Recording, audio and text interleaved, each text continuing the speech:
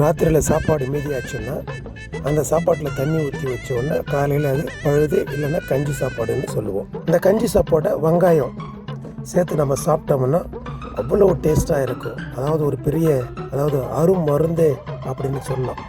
இந்த வெங்காயத்தை உரித்து கட் பண்ணி சிறு சிறு துண்டாக நம்ம போட்டு எடுத்து மறுபடியும் நான் அந்த கஞ்சியில் போட்டோம்னா மிகவும் ருசியாக இருக்கும். கஞ்சி சாப்பாடு பக்குவமாக தண்ணி ஊற்றணும். தண்ணி ஊற்றி காலையில் அந்த தண்ணியை லைட்டாக எடுத்துட்டு அதுக்குள்ளே மீண்டும் கொஞ்சம் லைட்டாக தண்ணி ஊற்றினா நல்லா இருக்கும்.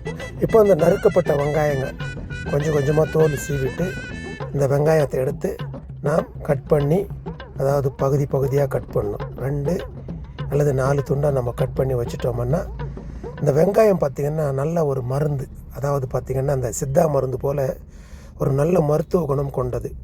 இதை எடுத்து மீண்டும் அந்த பழைய சாதத்துக்குள்ளே இந்த வெங்காயத்தை எடுத்து நம்ம போடணுமுன்னா இந்த பழைய சாதத்துக்குள்ளே தண்ணி நான் சொன்னால் பார்த்திங்களா, தண்ணி ஊற்றி நல்லா பார்க்கணும். கரெக்டாக இருக்கும்.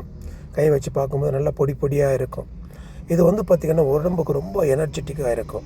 இதில் நறுக்குன இந்த வெங்காயத்தை எடுத்து அதுக்குள்ளே போடணும். பார்த்திங்களா, வெங்காயம் சிறு சிறு துண்டுகளாக நம்ம போட்டு வச்சுக்கணும். ரொம்ப மருத்துவ குணம் கொண்டது. அதாவது vitamin B, vitamin C, zinc, iron போன்ற நல்ல தரமான ஊட்டச்சத்துக்கள் நிறைந்தது. இதை எடுத்து நம்ம அதுக்குள்ளே போடும்போது, அதுக்குள்ளே போட்டு நாம் சாப்பிடுகிற பொழுது நம் உடலில் நமக்கு கிடைக்க வேண்டிய அனைத்து விட்டமின்களும் இந்த பழைய கஞ்சி வழியாகவே நமக்கு கிடைக்கும். காலையில் வெறும் வயிற்றில் இந்த கஞ்சியை நம்ம சாப்பிட்டோம்னா உடம்புக்கு அவ்வளோ நல்லது. நீங்களும் ட்ரை பண்ணி பாருங்களேன். பாய்.